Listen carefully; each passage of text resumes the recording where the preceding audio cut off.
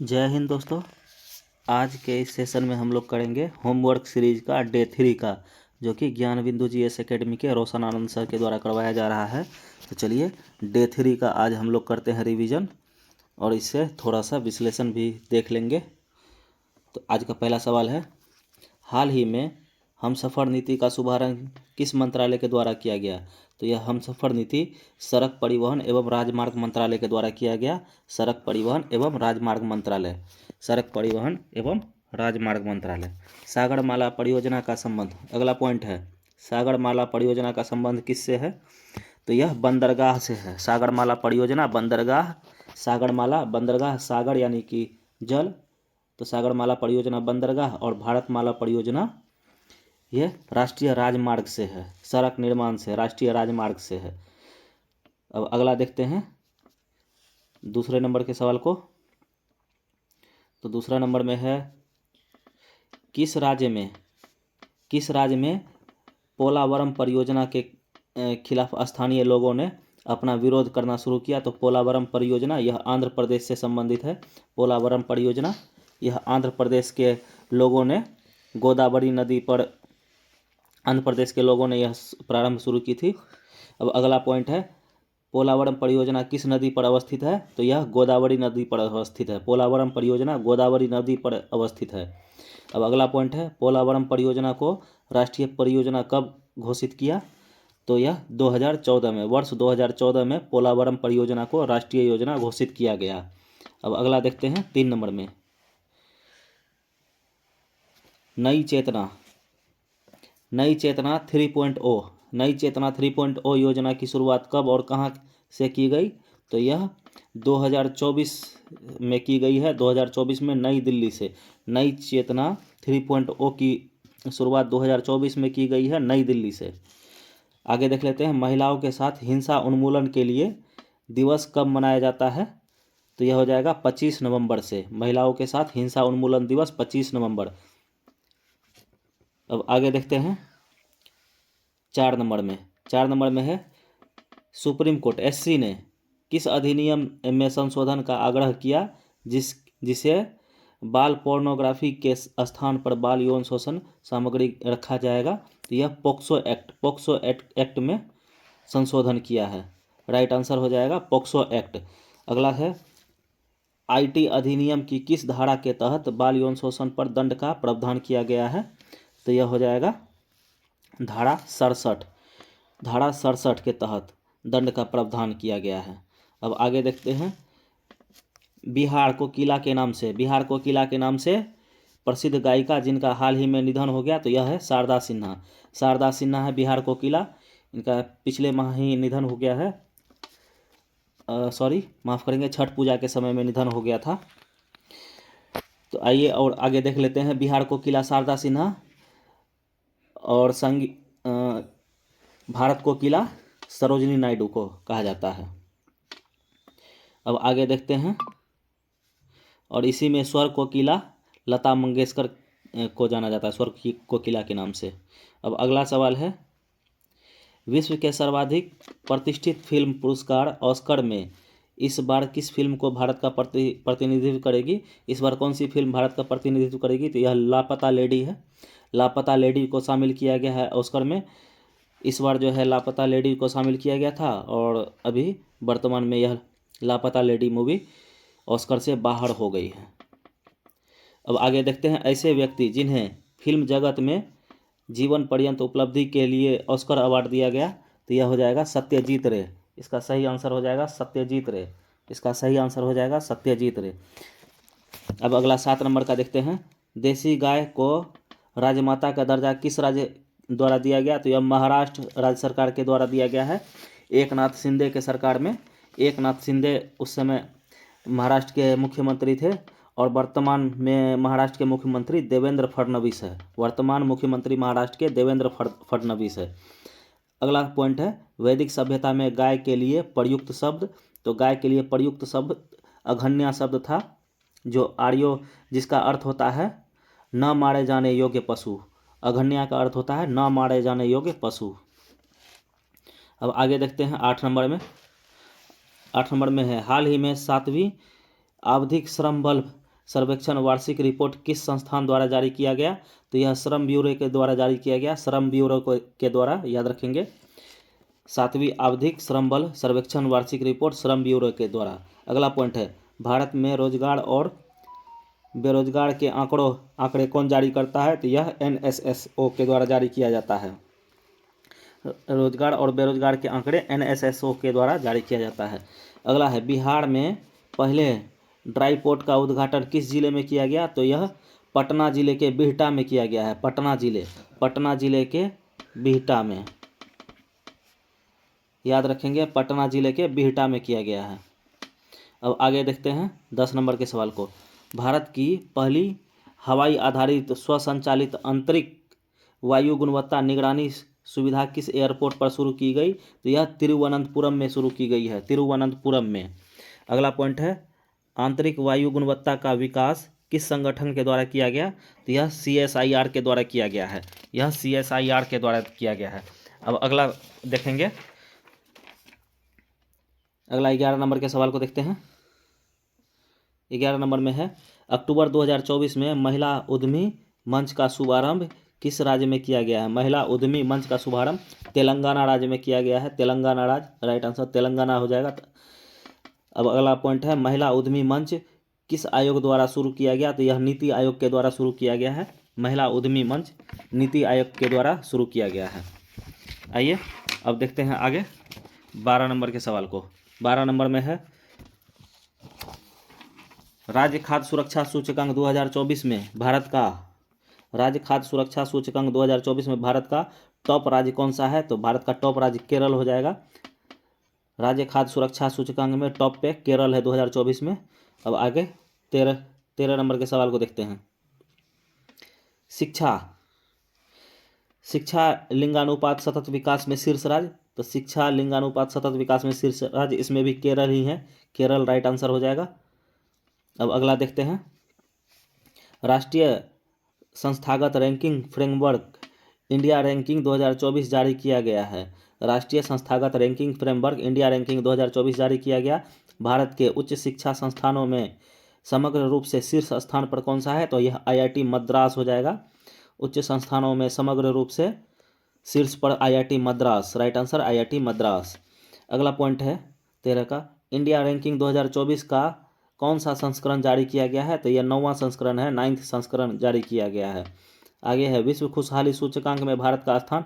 तो 126वां है, विश्व खुशहाली सूचकांक में भारत का स्थान 126वां है। अब आगे देखते हैं, निर्यात तैयारी सूचकांक का प्रकाशन कौन करता है? तो यह नीति आयोग के द्वारा किया जाता है। निर्यात तैयारी सूचकांक का प्रकाशन नीति आयोग के द्वारा किया जाता है। न्यूनतम समर्थन मूल्य MSP किसकी सिफारिश पर लागू किया गया था? तो यह MS स्वामीनाथन कमेटी के सिफारिश पर लागू किया गया था। MS स्वामीनाथन कमेटी के सिफारिश पर, MSP को MS स्वामीनाथन कमेटी के सिफारिश पर लागू किया गया था। अगला सवाल है, बुद्ध ने अपनी अंतिम वर्षा ऋतु कहाँ बिताया? तो यह वैशाली में, बुद्ध ने अपनी अंतिम वर्षा ऋतु वैशाली में बिताया।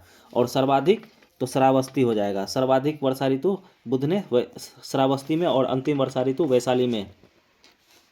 18 नंबर में देख लेते हैं, वैश्विक पर्यावरण आउटलुक रिपोर्ट किस संस्थान के द्वारा जारी किया जाता है? तो यह UNEP के द्वारा जारी किया जाता है।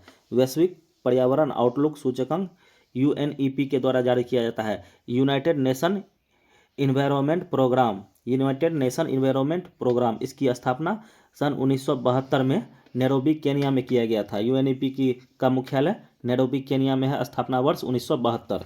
अगला देखेंगे, रक्षा संसाधन एवं विकास संगठन DRDO का गठन कब किया गया और इसका मुख्यालय कहाँ है? यह DRDO का हो जाएगा स्थापना वर्ष 1958 में और मुख्यालय नई दिल्ली में। स्थापना वर्ष DRDO का 1958, मुख्यालय नई दिल्ली में। अब अगला है 20 नंबर के सवाल को देखते हैं, रक्षा पेटी यानी लाइफ बोट तथा पनडुब्बी किस सिद्धांत पर काम करती है? तो यह आर्किमिडीज के सिद्धांत पर काम करती है। आइए अब आगे देखते हैं 21 नंबर में, भारत की सबसे बड़ी निर्माणाधीन परियोजना? तो यह हो जाएगा सरदार सरोवर परियोजना। भारत की सबसे बड़ी निर्माणाधीन परियोजना सरदार सरोवर परियोजना। अब आगे है, चुनाव आयोग अपने स्थापना वर्ष से किस अवधि तक एक सदस्यीय निकाय के रूप में कार्य किया? तो यह 1950 से 1989 तक कार्य किया है। यह चुनाव आयोग एक सदस्यीय निकाय के रूप में 1950 से 1989 तक कार्य किया है। उसके आगे फिर 1993 से यह 3 सदस्यीय निकाय के रूप में काम कर रही है। वर्तमान में चुनाव आयुक्त राजीव कुमार है और पहले चुनाव आयुक्त सुकुमार सेन है। पहले चुनाव आयुक्त सुकुमार सेन है। अब आगे देखेंगे 23 नंबर के, राष्ट्रीय आपातकाल समाप्त करने का संकल्प किस सदन के द्वारा पारित किया गया? तो यह लोकसभा के द्वारा। राष्ट्रीय आपातकाल समाप्त करने का संकल्प लोकसभा के द्वारा पारित किया गया है। अब आगे देखते हैं 24 नंबर। 24 नंबर में देखेंगे, ऑरोरा ऑस्ट्रियोलिस तथा ऑरोरा बोरियोलिस जैसी परिघटना किस मंडल में घटित होती है? तो यह आयन मंडल में। ऑरोरा ऑस्ट्रियोलिस और ऑरोरा बोरियोलिस आयन मंडल में घटना घटित होती है। अब सौर मंडल में कौन से 2 ग्रह जो अपने परिक्रमा पूरब से पश्चिम की ओर करती है? तो शुक्र और अरुण हो जाएगा, शुक्र और अरुण। बाकी के ग्रह पश्चिम से पूरब की ओर परिक्रमा करते हैं। यह दोनों ग्रह उल्टा परिक्रमा करते हैं। आगे देखेंगे, मेडुला मस्तिष्क के किस भाग में से संबंधित है? तो यह मेडुला पश्च मस्तिष्क का भाग है। पिछला मस्तिष्क, पश्च मस्तिष्क का भाग मेडुला है। अब आगे देखते हैं 27 नंबर में, बिहार की दूसरी रामसर साइट नागी नकटी बिहार के किस जिले में अवस्थित है? तो नागी नकटी बिहार के जमुई जिले में है। नागी नकटी बिहार के जमुई जिले में है। और प्रथम रामसर साइट बिहार का तो वह हो जाएगा कांवरताल झील। कांवरताल झील जो कि बेगूसराय में है। बिहार का प्रथम रामसर साइट कांवरताल झील बेगूसराय में, और दूसरा रामसर साइट नागी नकटी जमुई में। अब आगे, विश्व पर्यावरण दिवस पहली बार कब मनाया गया? तो यह 1974 में मनाया गया था। विश्व पर्यावरण दिवस 1974 में मनाया गया था। और प्रत्येक वर्ष 5 जून को वर्ष 1975 से पर्यावरण दिवस मनाने की घोषणा की गई थी। 5 जून को प्रत्येक वर्ष 1975 से मनाने की घोषणा की गई थी। अब आगे देखते हैं, भारत में कौन सी नदी कर्क रेखा को 2 बार काटती है? तो माही नदी हो जाएगा। भारत में कर्क रेखा को 2 बार काटने वाली नदी माही नदी है। और वहीं देखेंगे मकर रेखा को, तो मकर रेखा को 2 बार काटती है लिम्पोपो नदी। और भूमध्य रेखा यानी इक्वेटर को 2 बार कांगो या जायरे नदी काटती है। याद रखेंगे, भूमध्य रेखा को कांगो या जायरे नदी, मकर रेखा को लिम्पोपो नदी, और कर्क रेखा को माही नदी जो कि भारत में है। अब घाघरा नदी गंगा में कहाँ मिलती है? तो घाघरा नदी गंगा में छपरा में मिलती है। घाघरा नदी गंगा में छपरा में मिलती है। नर्मदा और ताप्ती नदी के बीच अवस्थित पहाड़ी, तो यह सतपुरा पहाड़ी हो जाएगा। नर्मदा और ताप्ती के बीच अवस्थित सतपुरा श्रेणी है, सतपुरा श्रेणी। आगे देखते हैं, इलाहाबाद की संधि किस युद्ध के बाद की गई? इलाहाबाद की संधि बक्सर का युद्ध 1764 में। बक्सर का युद्ध 1764 में, इसके बाद इलाहाबाद की संधि हुई थी। इलाहाबाद में 2 संधि हुई थी, एक 12 अगस्त 1765 को, एक और अगला देख लेते हैं। इलाहाबाद की प्रथम संधि 12 अगस्त 1765 को हुई थी। अगला देख लेते हैं 33 नंबर का, भारत के साथ बांग्लादेश की स्थलीय सीमा कितनी लंबी है? तो यह 4096 किलोमीटर हो जाएगा। भारत की स्थलीय सीमा बांग्लादेश के साथ 4096 किलोमीटर की सीमा लगती है। भारत बांग्लादेश के साथ 5 राज्य सीमा साझा करती है। अब अगला देखते हैं, बांग्लादेश एशिया महाद्वीप के किस भाग में है? तो यह दक्षिण पूर्वी भाग में है। बांग्लादेश एशिया महाद्वीप के दक्षिण पूर्वी भाग में स्थित है। अगला है 35 नंबर के, भारत के उत्तर पश्चिम में स्थित पड़ोसी देश कौन से है? तो भारत के उत्तर पश्चिम में पाकिस्तान हो जाएगा। उत्तर पश्चिम ये भाग हो जाएगा, तो यहाँ पाकिस्तान है। अब आगे देखते हैं 36 नंबर में, अफगानिस्तान भारत से किस गलियारे से जुड़ा है? तो अफगानिस्तान भारत से बरखान गलियारे के साथ जुड़ा हुआ है। अफगानिस्तान भारत से अब बरखान गलियारे से जुड़ा हुआ है। और बरखान गलियारे से ही चीन भी जुड़ा हुआ है अफगानिस्तान के साथ, याद रखेंगे। आगे है 37 नंबर में। 37 नंबर में देखते हैं, वर्तमान भारत के किस स्थान को सफ़ेद पानी के नाम से जाना जाता है? तो सियाचिन को सफ़ेद पानी के नाम से जाना जाता है। 38 नंबर में देखेंगे, भारत और चीन के बीच सीमा निर्धारण करने वाली मैकमोहन रेखा किस प्रदेश की उत्तरी सीमा पर खींचा गया है? तो यह अरुणाचल प्रदेश के उत्तरी सीमा पर खींचा गया है, और यह वर्ष 1914 में खींचा गया था। भारत और चीन के बीच सीमा रेखा का निर्धारण, जो कि मैकमोहन रेखा के नाम से जाना जाता है, यह अरुणाचल प्रदेश के उत्तरी सीमा पर है और यह वर्ष 1914 में खींचा गया था। आगे देखेंगे 39 नंबर में, प्राचीन भारतीय भौगोलिक मान्यता के अनुसार भारत किस द्वीप में स्थित है? तो यह जम्बू द्वीप, जम्बू द्वीप का हिस्सा है भारत। जम्बू द्वीप का अंग है। अब आगे देखते हैं, भारत का धूर दक्षिण भारत से भूमध्य रेखा की दूरी कितनी है? तो यहाँ धूर नहीं, भारत की दक्षिण रेखा से दूरी पूछा जा रहा है, तो यह 876 किलोमीटर हो जाएगा। 876 किलोमीटर हो जाएगा राइट आंसर इसका। भारत का दूरी हो जाएगा 876 किलोमीटर। अब आइए आगे देखते हैं 41 नंबर में, भारत की मुख्य भूमि को रामेश्वरम द्वीप से कौन अलग करता है? तो यह पम्बन द्वीप हो जाएगा। पम्बन द्वीप अलग करता है भारत की मुख्य भूमि से रामसर द्वीप, रामेश्वरम द्वीप को कौन अलग करता है? तो यह पम्बन द्वीप हो जाएगा। अब कौन सा जलाशय अंडमान को निकोबार द्वीप से अलग करता है? तो यह 10 डिग्री चैनल हो जाएगा। 10 डिग्री चैनल अंडमान को निकोबार से अलग करता है। अंडमान को निकोबार से अलग करता है 10 डिग्री चैनल। अब आगे देखते हैं 43 नंबर में, भारत का अक्षांशीय और देशांतरीय विस्तार क्या है? तो यह भारत का अक्षांशीय और देशांतरीय विस्तार हो जाएगा 8 डिग्री 4 मिनट उत्तरी अक्षांश से, 8 डिग्री 4 मिनट उत्तरी अक्षांश से 37 डिग्री 6 मिनट उत्तरी अक्षांश, 8 डिग्री 4 मिनट उत्तरी अक्षांश से 37 डिग्री 6 मिनट उत्तरी अक्षांश, और देशांतरीय विस्तार हो जाएगा 6 डिग्री 68 डिग्री 7 मिनट। देशांतरीय विस्तार 68 डिग्री 7 मिनट पूर्वी देशांतर से 97 डिग्री 25 मिनट पूर्वी देशांतर। देशांतरीय विस्तार 68 डिग्री 7 मिनट पूर्वी देशांतर से 97 डिग्री 25 मिनट पूर्वी देशांतर। अब आगे देखते हैं, भारत का सुदूर दक्षिणतम बिंदु क्या है? तो यह इंदिरा पॉइंट हो जाएगा। Right answer Indira point. Bharat का सुदूर दक्षिणतम बिंदु इंदिरा पॉइंट। अब आगे है 45 नंबर में, ब्रिटिश ईस्ट इंडिया कंपनी की स्थापना के समय भारत का राजा और ब्रिटेन की महारानी। तो भारत का राजा उस समय अकबर थे। 1600 ईस्वी में ब्रिटिश ईस्ट इंडिया कंपनी की स्थापना की गई थी। उस समय भारत में अकबर का शासनकाल था और ब्रिटेन की महारानी एलिजाबेथ प्रथम थी। ब्रिटेन की महारानी एलिजाबेथ प्रथम थी। 46 में, भारत आने वाला दूसरा अंग्रेज यात्री कौन था और किसके दरबार में आया था? तो यह सर टॉमस रो था। भारत आने वाला दूसरा अंग्रेज यात्री सर टॉमस रो था और यह जहांगीर के दरबार में आया था। सर टॉमस रो भारत 1615 ईस्वी में आया था जहांगीर के दरबार में। सर टॉमस रो भारत दूसरा अंग्रेज यात्री था और यह 1615 ईस्वी में जहांगीर के दरबार में आया था। अब आगे देखते हैं, ब्रिटिश ईस्ट इंडिया कंपनी द्वारा पहला कारखाना कहाँ स्थापित किया गया था? तो यह सूरत में 1608 ईस्वी में। ब्रिटिश ईस्ट इंडिया कंपनी के द्वारा पहला कारखाना सूरत में 1608 ईस्वी में खोला गया था। यह मान्यता प्राप्त कारखाना नहीं था। अब आगे देखते हैं 48 नंबर में, 1760 में वांडीवास की प्रसिद्ध लड़ाई अंग्रेजों ने किसके साथ लड़ी? तो यह फ्रांसीसियों के साथ लड़ी थी। 1760 में वांडीवास की प्रसिद्ध लड़ाई फ्रांसीसियों के साथ लड़ी थी। अब आगे देखते हैं 49 नंबर में, तृतीय कर्नाटक युद्ध किस संधि के तहत समाप्त हुआ? तो यह पेरिस के संधि के तहत समाप्त हुआ। कर्नाटक युद्ध पेरिस की संधि के तहत समाप्त हुआ। अब आगे देखते हैं 50 में, औपनिवेशिक शासन को सर्वप्रथम कहाँ स्थापित किया गया? तो यह बंगाल में स्थापित किया गया। औपनिवेशिक शासन को सर्वप्रथम बंगाल में स्थापित किया गया।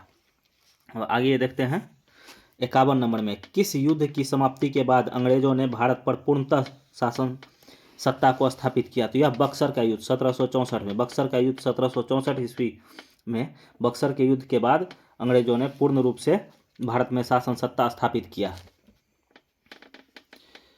आगे है 52 नंबर में। 52 नंबर में देखते हैं, अंग्रेजी शासनकाल में भारत का कौन सा क्षेत्र अक्रिय नहीं अफीम होगा? अफीम। अंग्रेजी शासनकाल के दौरान भारत का कौन सा क्षेत्र अफीम तो यह बिहार अफीम उत्पादन के लिए प्रसिद्ध था। तो यह बिहार हो जाएगा। बिहार अफीम उत्पादन के लिए बिहार हो जाएगा। ईस्ट इंडिया कंपनी के किस गवर्नर को औरंगजेब द्वारा भारत से निष्कासित किया गया? तो यह सर जॉन चाइल्ड को भारत से निष्कासित किया गया था औरंगजेब के द्वारा। अब अंग्रेज रॉल्फ फिंच किस मुगल बादशाह के दरबार में आया था? तो आइए देखते हैं, अंग्रेज व्यापारी था जो कि रॉल्फ फिंच था, तो यह अकबर के आगरा दरबार में आया था। अंग्रेज रॉल्फ फिंच अकबर के आगरा दरबार में आया था। अब आगे देखते हैं 1611 में मुगल बादशाह से किस अंग्रेज ने व्यापारिक अनुमति लेने में सफलता मिली? तो जॉन मिडल्टन को मुगल बादशाह को जो है अंग्रेज 1611 में मुगल बादशाह से जॉन मिडल्टन ने व्यापारिक अनुमति लेने में सफलता प्राप्त की थी। अगला है, किस मुगल बादशाह से अंग्रेजों ने 1.5 लाख रुपये मुआवजा के तौर पर वसूला था? तो यह औरंगजेब हो जाएगा। औरंगजेब ने अंग्रेजों से 1.5 लाख रुपया मुआवजा के तौर पर वसूला था।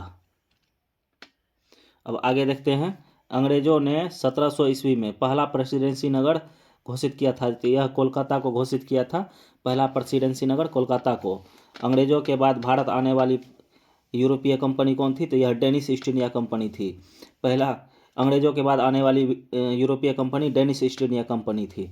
अब अगला देखते हैं, फ्रांसीसी व्यापारी कंपनी की स्थापना किस फ्रांसीसी शासक के काल में हुई? तो यह लुई 14वां हो जाएगा। लुई 14वां के शासनकाल में फ्रांसीसी ईस्ट इंडिया कंपनी की स्थापना हुई थी। अब आगे है 60 नंबर में है, भारत आने वाले यूरोपीय के क्रम को लिखना है। तो सबसे पहले पुर्तगाल, उसके बाद डच, फिर अंग्रेज, तब डेनिश, फ्रांसीस और अंतिम में स्वीडिश। याद रखेंगे क्रम को, पुर्तगाल, डच, अंग्रेज, डेनिश, फ्रांसीस, स्वीडिश। पुर्तगाल, डच, अंग्रेज, डेनिश, फ्रांसीस, स्वीडिश। अब 61 नंबर में है, 1858 के शाही अधिनियम के तहत भारत का गवर्नर जनरल वायसराय कौन था? तो यह लॉर्ड कैनिंग था। 1858 के शाही अधिनियम के समय भारत का गवर्नर जनरल और वायसराय लॉर्ड कैनिंग था। अब आइए आगे देखते हैं, किस अधिनियम द्वारा भारत को अपने देश से के प्रशासन, फिर से एक बार देखते हैं,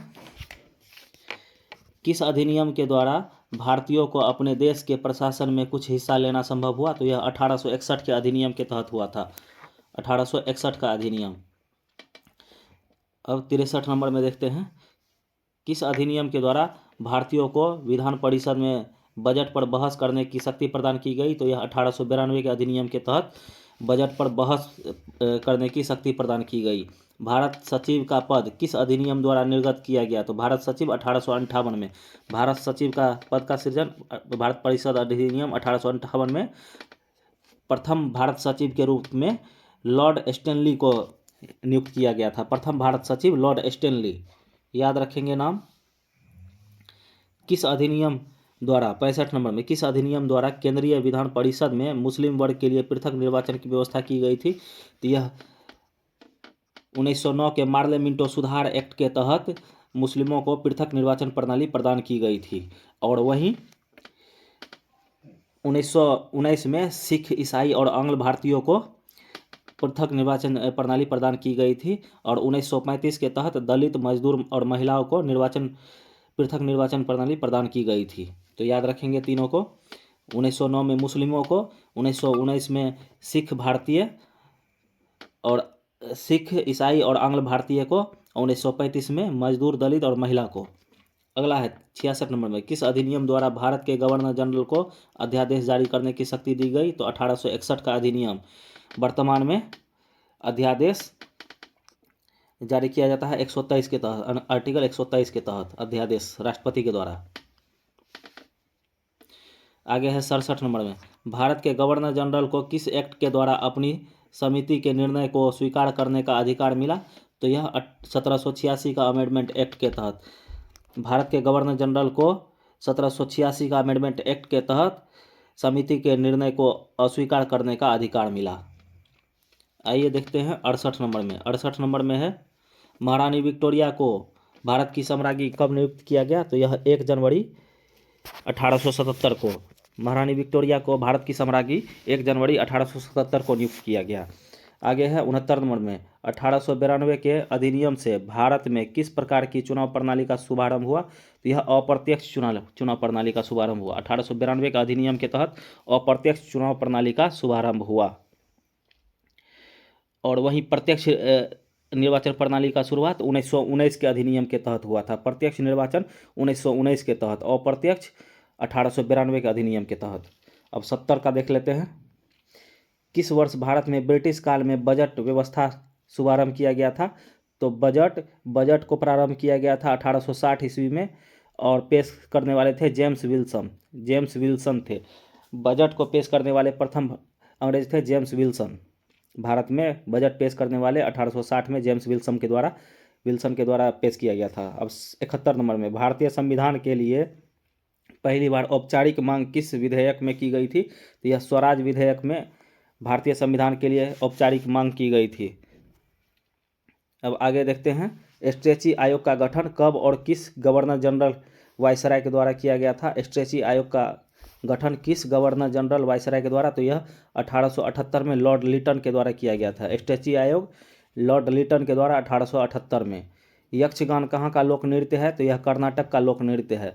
यक्षगान कर्नाटक का लोक नृत्य है। अब गरबा और डांडिया कहाँ का लोक नृत्य है? तो यह गुजरात का हो जाएगा। गरबा और डांडिया गुजरात। अब आगे देखते हैं 75 और आज का अंतिम सवाल। तो अंतिम सवाल देखते हैं, उड़ीसा के किस नृत्य को अर्धशास्त्रीय नृत्य का दर्जा दिया गया है? तो यह छऊ नृत्य हो जाएगा। छऊ नृत्य को अर्धशास्त्रीय नृत्य का दर्जा दिया गया है। तो इसके साथ ही डे 3 का टोटल 75 सवाल जो कि वन लाइनर फॉर्म में था, इसको हम लोगों ने रिवीजन किया है। आशा करता हूँ कि आप लोग इसको 2-3 बार देखेंगे और फ़ायदा उठाएंगे। यह रिवीजन सीरीज का मैं डेली बेस पे डालने का कोशिश करूँगा, और इसका मैंने प्ले लिस्ट बना दिया है। आप लोग प्ले लिस्ट पर जाके डे 1 डे 2 का भी देख सकते हैं। चैनल को आप लोग सब्सक्राइब कर लेंगे ताकि आने वाले हर वीडियो आप तक पहुंच सके। धन्यवाद।